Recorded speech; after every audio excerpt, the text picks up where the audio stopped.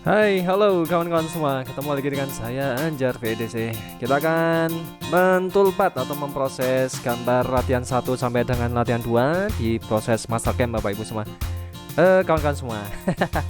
Oke, kita akan fokusnya untuk latihan 1 sampai dengan latihan 6 di sini ya. Kawan-kawan semua, kita fokusnya anggaplah tidak ada proses pencekaman ya. Jadi latihan 1 sampai dengan latihan 6 ini kita akan belajar memproses di mesin atau di toolpadnya berdasarkan pemrograman basic ya, misalkan facing, kontur, dan pocket saja. Kemudian yang latihan 7 baru kita memikirkan masalah pencekaman, kemudian membalik benda kerja dan memprosesnya. Nah, untuk latihan 1 sampai dengan latihan 6 di sini fokusnya tidak ada pencekaman. Jadi kita murni belajar kontur, facing, sama pocket saja. Tentu saja dan bor ya kawan-kawan semua.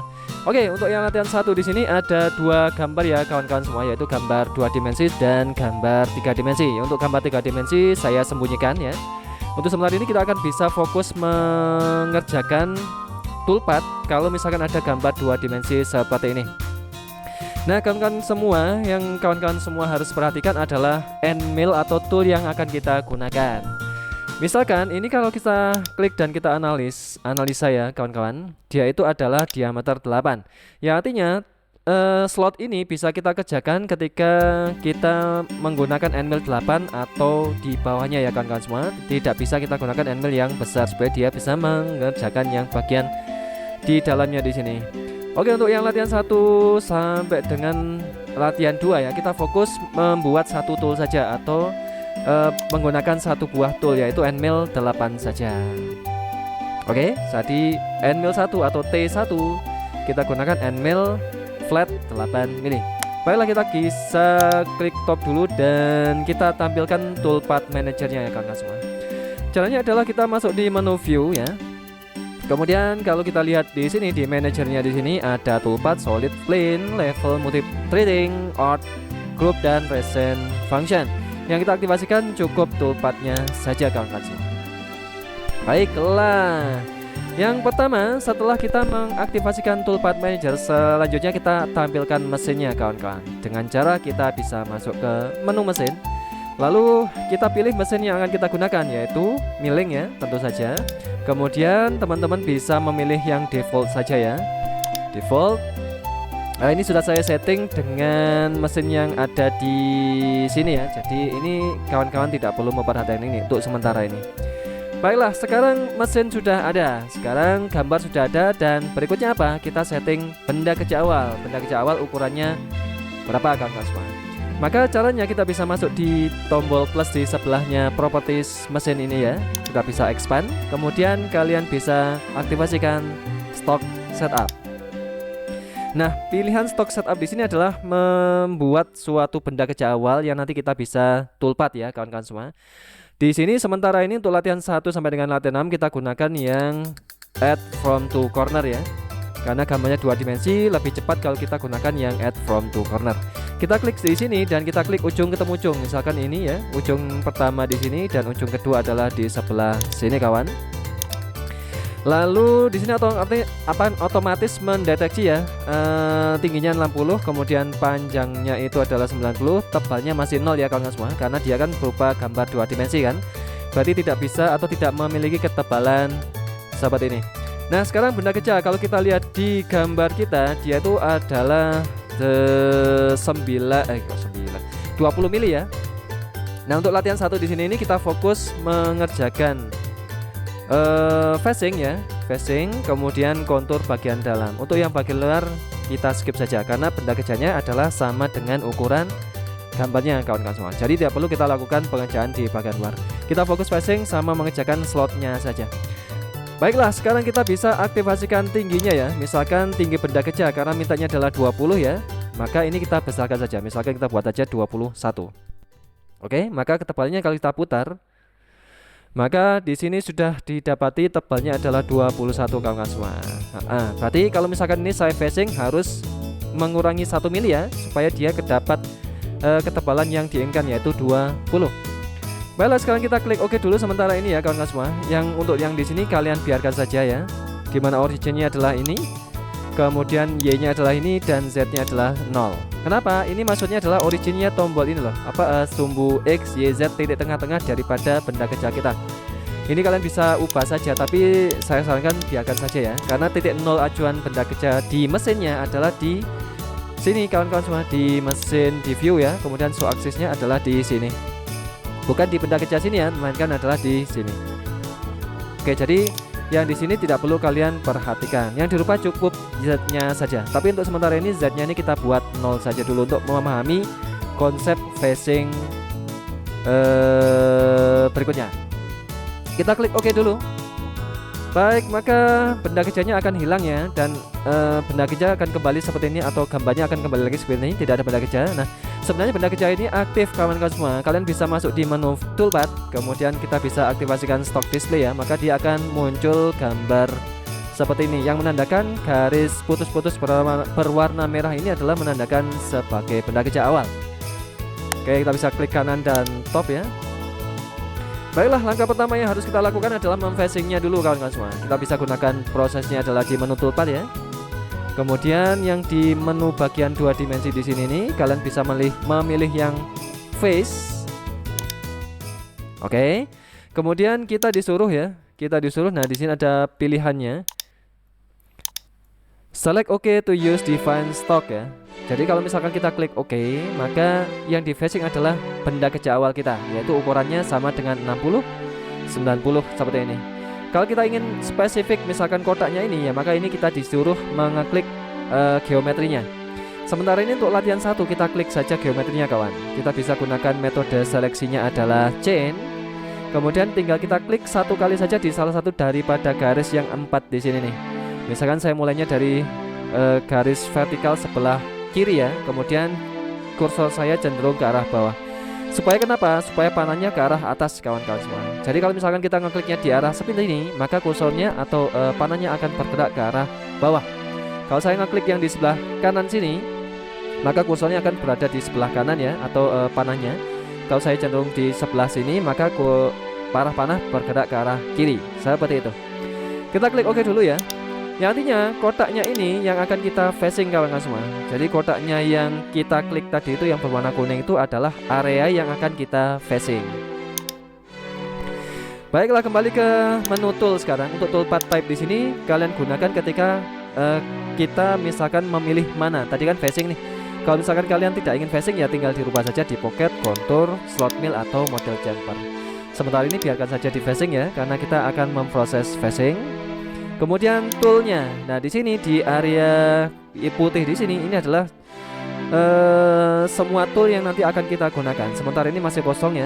Untuk latihan 1 kita kali ini adalah menggunakan end mill 8 saja atau 1 buah end mill. Caranya adalah kita bisa menggunakan salah satu ya, bisa kita klik kanan create tool, atau kita bisa gunakan yang select from library, atau kalian bisa klik kanan dan select library tool. Ini sama dengan yang di sini kawan-kawan semua. Baik, misalkan tool kita adalah standar ya. Kalau standar kita gunakan yang from library. Tapi kalau misalkan kita memiliki tool yang rekondisi, misalkan diasah ya, kemudian diameternya atau ukurannya tidak standar, maka kalian gunakan yang create tool baru. Oke. Sementara ini kita gunakan yang select library tool kawan-kawan semua.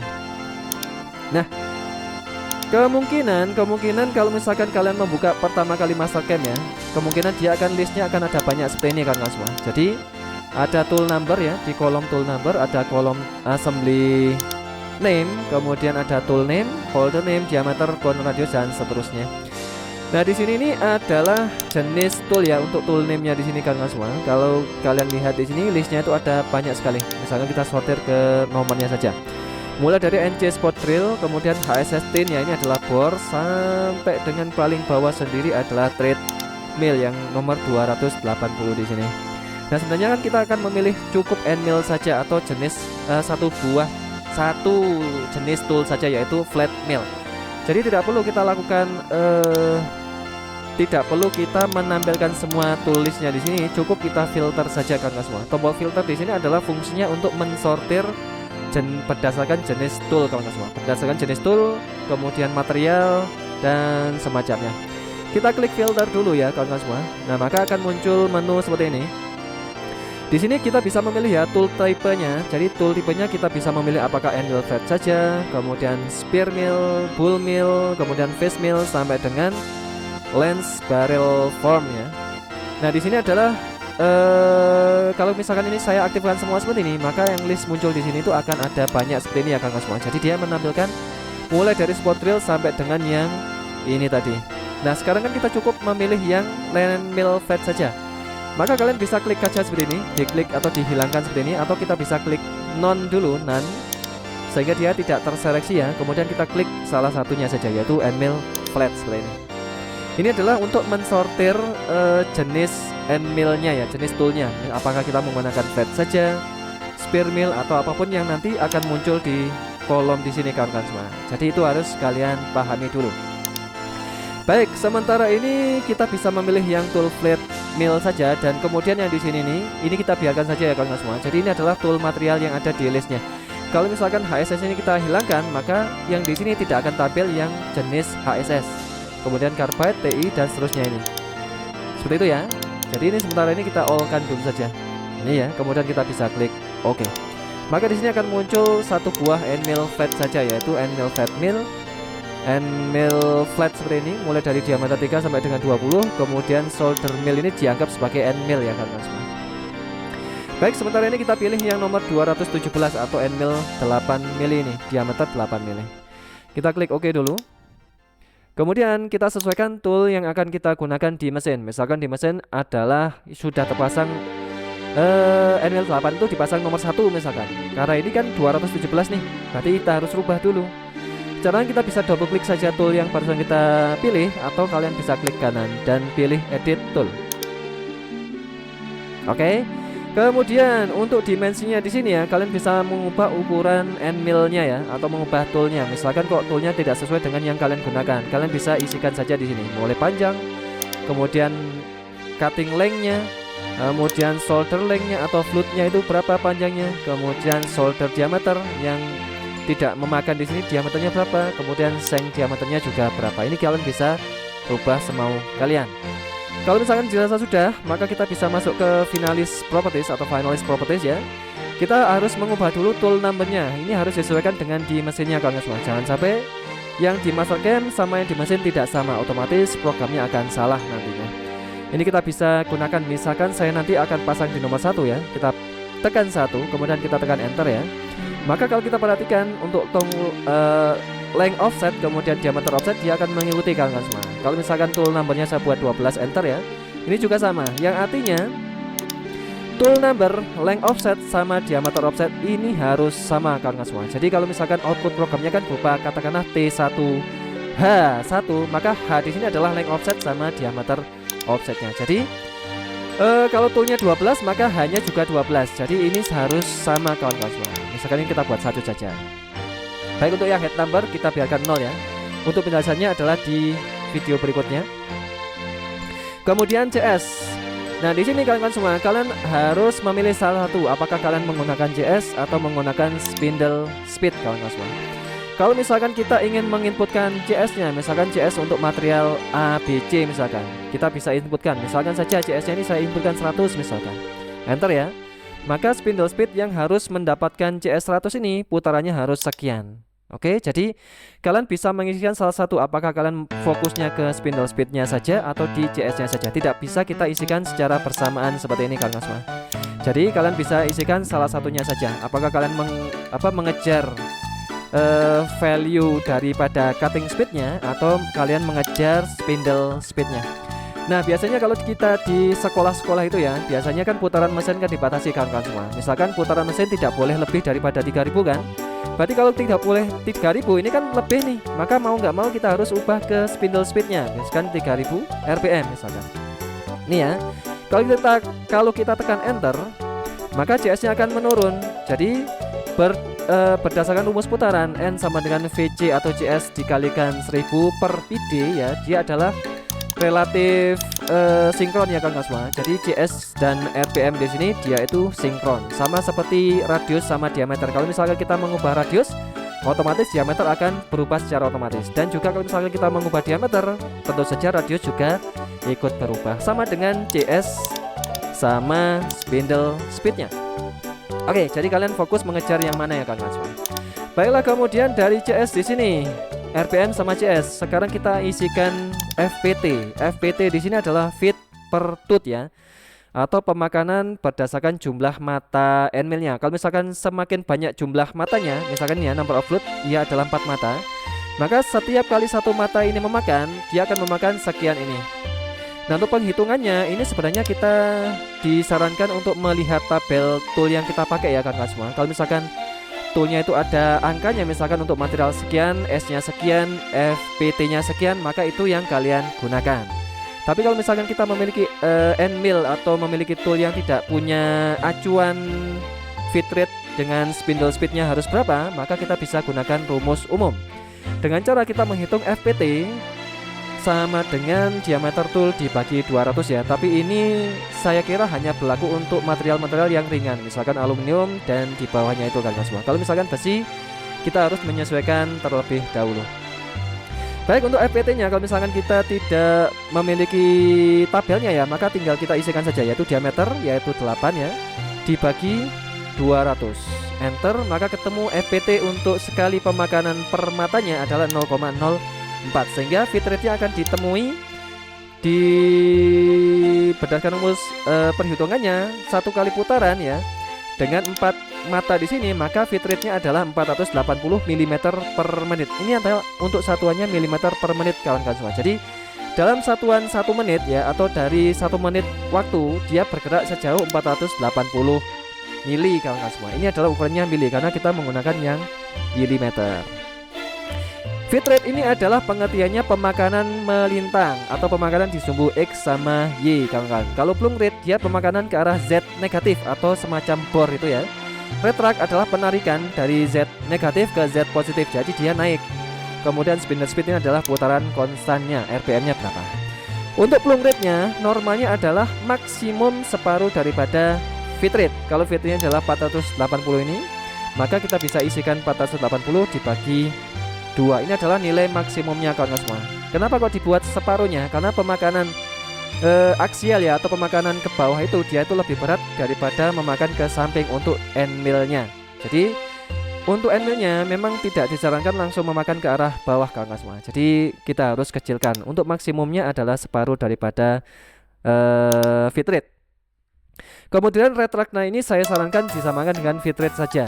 Kenapa? Nanti ada alasannya.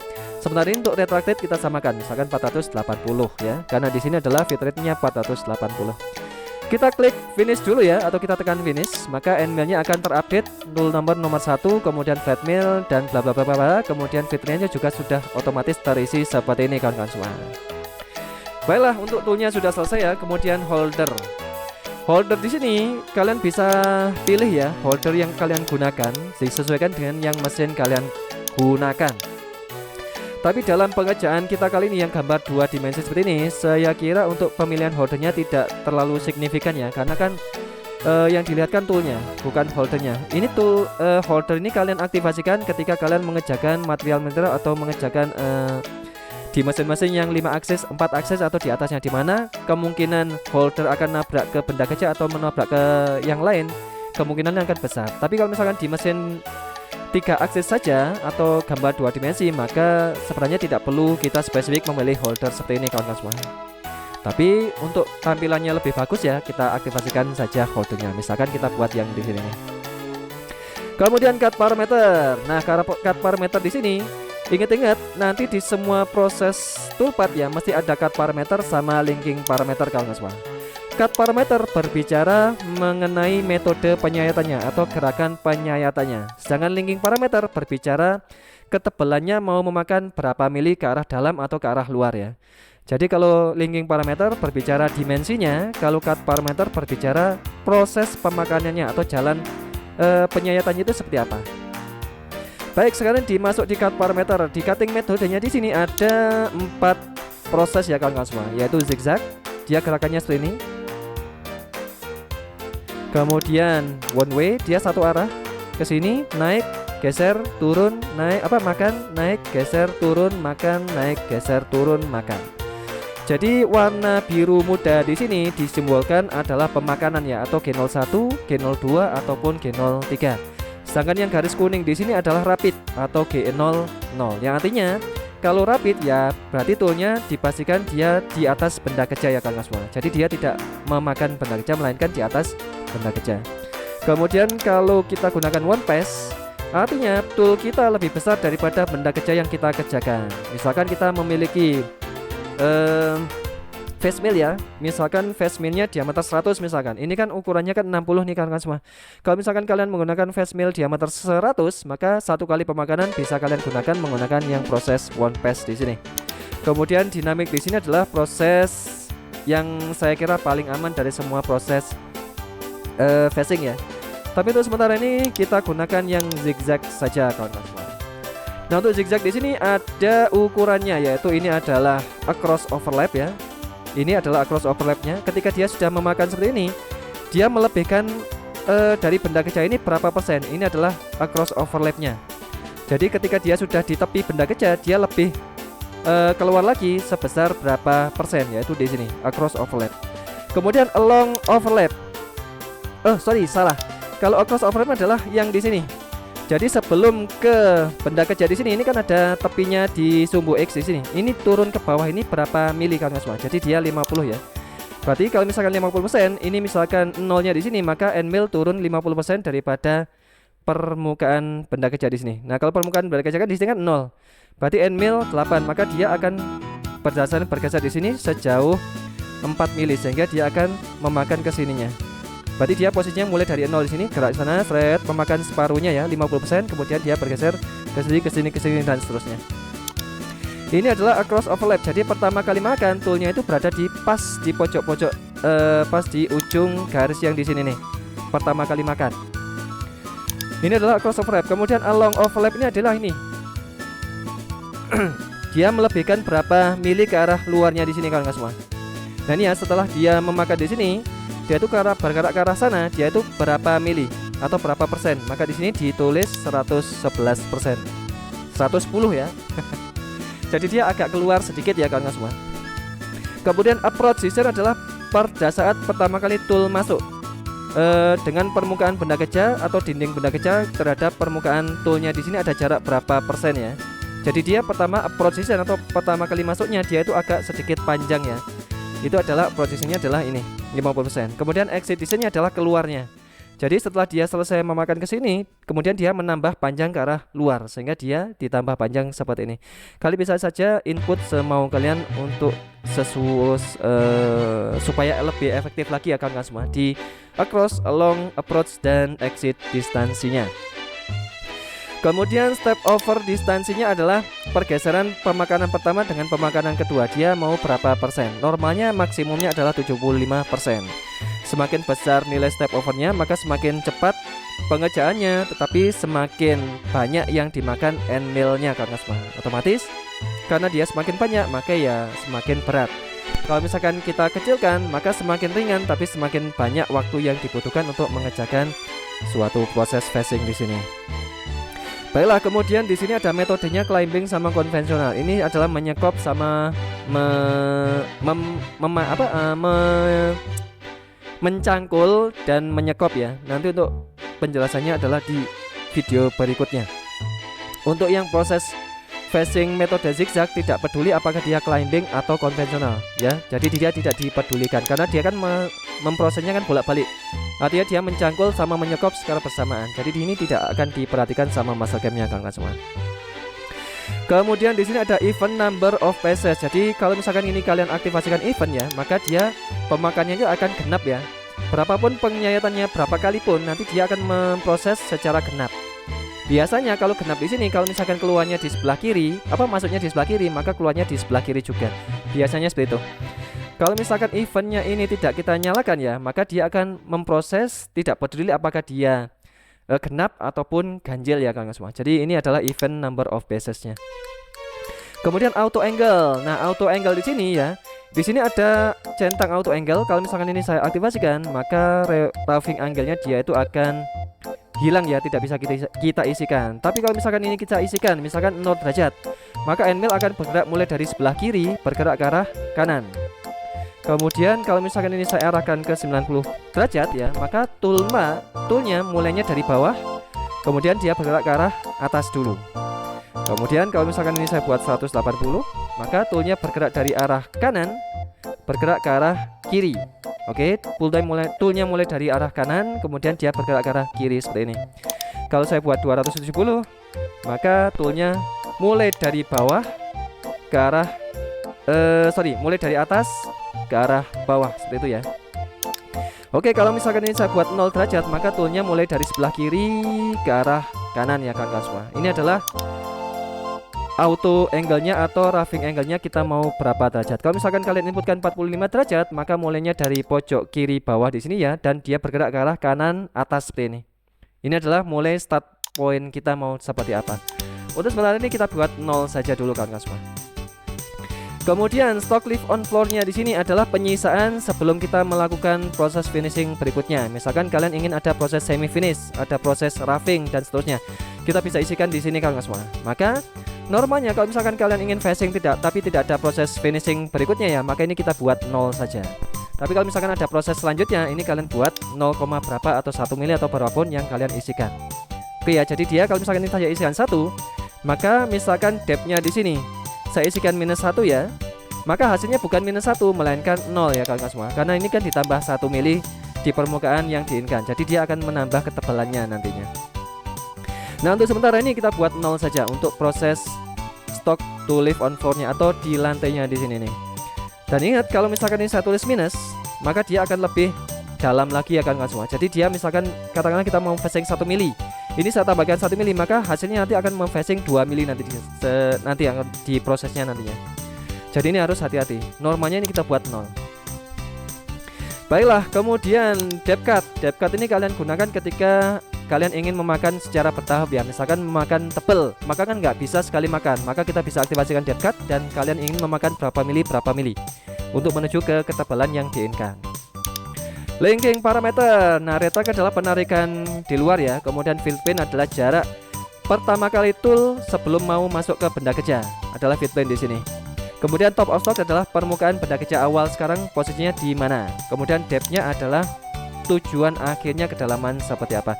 Oke, untuk sementara ini kita biarkan untuk retract, feed plane, dan top of stock. Sekarang kita fokus depth-nya adalah -1. Kenapa kok -1? Karena kan kita ingin memfacing 1 mili ya kawan-kawan semua. Sedangkan benda kerja awal kita adalah tebalnya adalah 21. Sehingga mau nggak mau kita harus memfacing 1 mili untuk mendapatkan ketebalan yang diinginkan, yaitu 20. Maka di sini kita isikan -1. Kemudian home reference position ini kita bisa atur ya. Ketika dia sudah selesai melakukan facing, dia mau ke arah mana, kita bisa isikan secara spesifik di sini. Tapi saya sarankan ini tidak perlu kita rubah kan semua, biarkan saja. Kemudian arc filter di sini. Arc filter di sini adalah mengkonvert G01 ke G02 kalau memungkinkan ya. Misalkan kan ada gerakan melingkar. Nah, kadang-kadang kalau di Mastercam itu kalau kadang-kadang gerakan melingkar itu tidak di output programnya tidak berupa G02 atau G03 melainkan G01, yang artinya dia akan patah-patah seperti ini. Nah, kalau misalkan kalian ingin mengkonvert garis patah-patah tadi menjadi G02 G03, maka kalian aktifasikan line arc filtering ya. Jadi dia akan memfilter ya, ketika dia ada radius dengan acuan minimumnya sekian dan maksimumnya sekian, maka dia akan dipaksa menggunakan G02 atau G03. Nah, ini biasanya kita aktifasikan ketika kita melakukan dinamik atau high speed ya kawan semua. Jadi kita bisa gunakan ini, aktifasikan line arc filter ini ketika kita menggunakan yang high speed atau dynamic mill. Oke, sementara ini kita hilangkan saja. Kemudian plane di sini adalah posisi plane kita berada di mana ya. Untuk sementara ini biarkan saja seperti ini ya kawan semua, tidak perlu kita lebih dalam lagi mempelajari ini. Coolant ini untuk mengaktifasikan M8 ya untuk floatnya. Jadi kalau misalkan mesin yang kalian gunakan menggunakan coolant pakai yang selang itu ya, yang memancar itu ya. Jadi kalian gunakan yang float di sini atau coolantnya mengalir melalui selang yang ada di samping spindle biasanya. Kemudian kalau mist di sini ya, mist ini adalah jenis M sekian ya. Kalau misalkan kalian ingin menggunakan yang coolant berupa kabut ya. Ini adalah kode M-nya sendiri, tidak M8. Kemudian true tool di sini adalah coolnya bergerak melalui tool ya kawan-kawan semua. Jadi ini adalah spesifik untuk jenis tool tertentu dan untuk mesin-mesin yang dia kompatibel ya kawan-kawan semua. Untuk sementara ini kita bisa floatkan saja, yang untuk yang lain kita offkan saja atau ignore lah. Baiklah, setelah sudah selesai untuk Kenneth dan seterusnya ini kita biarkan saja dulu dan kita klik OK. Maka dia akan mengenerate garis berwarna biru, kemudian garis hijau dan garis merahnya nggak ada di sini, dia langsung kuning. Nah di sini kawan-kawan semua, garis hijau di sini adalah fit plane-nya atau pertama kali masuk toolnya. Jadi kalau misalkan saya simulasikan secara 2 dimensi seperti ini ya, ini tool kita, kemudian kita gerakkan seperti ini. Nah ini adalah pertama kali masuk ke sebelum ke benda kerja. Jadi hijau di sini adalah fit plane ke posisi depth yang diminta. Oke, adalah hijau di sini atau dinamakan dengan fit plane kawan-kawan semua, garis hijau di sini. Kemudian kita bergerak, ini adalah mulai melakukan penyayatan facing. Nah ini adalah yang along overlap tadi itu ya, yang 110% tadi itu. Jadi dia ada jarak sekian mili. Karena itu kan di sini kan supaya dia bebas ya, kita buat 110%. Kalau misalkan ini kita buat 100%, maka permukaan toolnya di sini akan menyentuh ke sini ya. Jadi seperti itu. Kemudian S ini adalah overlapnya mau berapa mili ya. Kemudian dia makan lagi ke sana, bergerak. Nah ini adalah event ya. Kalau kita hitung ya, dia 1, 2, 3, 4, 5, 6, 7, 8, 9, 10, 11, 12. Jadi dia adalah event ya kawan-kawan semua, atau genap. Kalau misalkan ini kalian aktifasikan tidak aktifasikan event, maka kemungkinan dia akan berakhirnya di sini dan jumlahnya akan ganjil ya kawan-kawan semua. Seperti itu. Baru kemudian dia retract. Retractnya adalah posisi G00 yang kesini adalah posisi retract ya kawan-kawan semua. Jadi toolnya dia bergerak mulai dari posisi entah di mana, dia ke posisi retract dulu. Ini adalah posisi retract ya, ujung garis kuning yang paling atas ini adalah posisi retract awal. Kemudian dia G00 ke posisi fit plane, ini adalah fit plane kita. Kemudian dari fit plane dia G01 ya, turun menggunakan G01 ke posisi depth yang diminta, yaitu -1. Dan terus dia akan melakukan penyayatan sini. Selesai dia kembali ke posisi retract seperti ini. Ini adalah proses facing kita. Baik, facing sudah selesai, kemudian kita akan lakukan proses slotting ya, atau mengerjakan bagian yang di bagian dalam di sini. Untuk di bagian dalam di sini, lintasannya karena kita menggunakan end mill diameter 8, mau nggak mau kita harus gunakan yang sebelah sini kawan semua. Tapi bisa saja kita gunakan yang garis yang di atas ini atau garis yang di bawah di sini. Untuk sementara ini kita gunakan yang garis tengah di sini sebagai lintasan pahat kita. Nah, karena ingin tool kita melewati lintasan seperti ini ya, bergerak seperti lintasannya ini, maka kita panggil perintah kontur kawan semua. Jadi perintah kontur di sini adalah memaksa tool bergerak melalui lintasan yang kita gambar. Misalkan kalian ingin melintasi gambar yang ini ya, misalkan dia toolnya itu ingin bergerak melingkari di sini, maka ini kita gunakan atau prosesnya adalah dinamakan dengan kontur kawan semua. Oke, kalau facing ini kan area, maka dia menghabiskan area yang di dalam. Itu disebut dengan facing atau pocket nantinya. Tapi sementara ini kita fokus facing sama kontur saja. Untuk melewati garis lintasan, maka kita adalah menggunakan proses kontur. Jadi kita pilih kontur, kemudian kita pilih garis yang kita inginkan dilewati tool ya. Maka kita misalkan ingin melalui dari sebelah kiri ke arah kanan, maka ini kita klik kawan-kawan semua. Dia mulainya dari sini, panah hijau, kemudian dia berakhir ke arah panah merah. Kita klik OK dulu. Pilih toolnya. Pilih tool yang sama, karena kan tool kita kan cuma satu. Tentu saja fit rate dan spindle speed akan sama dengan proses sebelumnya kawan. Kemudian holder, boleh diisi, boleh tidak ya. Kemudian cut parameternya kita ganti ya kawan-kawan semua. Kalau dia komputer, maka dia akan bergeser ke arah kanan atau kiri. Kalau dia komputer, maka kalau di sini dia kompensasinya dia di arah kiri dari arah panah kita. Kalau misalkan arah panah kita kan ke arah sana tadi itu, maka kalau misalkan ini kita ganti ke left, maka toolnya tidak berada di tengah-tengah sini, melainkan dia bergeser ke arah sini nantinya. Oke ya, seperti itu. Ini adalah kompensasi titik tengah toolnya. Kalau misalkan kalian ingin toolnya itu berada di titik tengah garisnya, maka kita buat dari komputer ke off seperti ini. Baik, kemudian depth cut kita akan makan berapa mili ya. Misalkan saya ingin memakan 1 mili, kemudian lead in dan lead out kita hilangkan sementara ini kawan-kawan semua.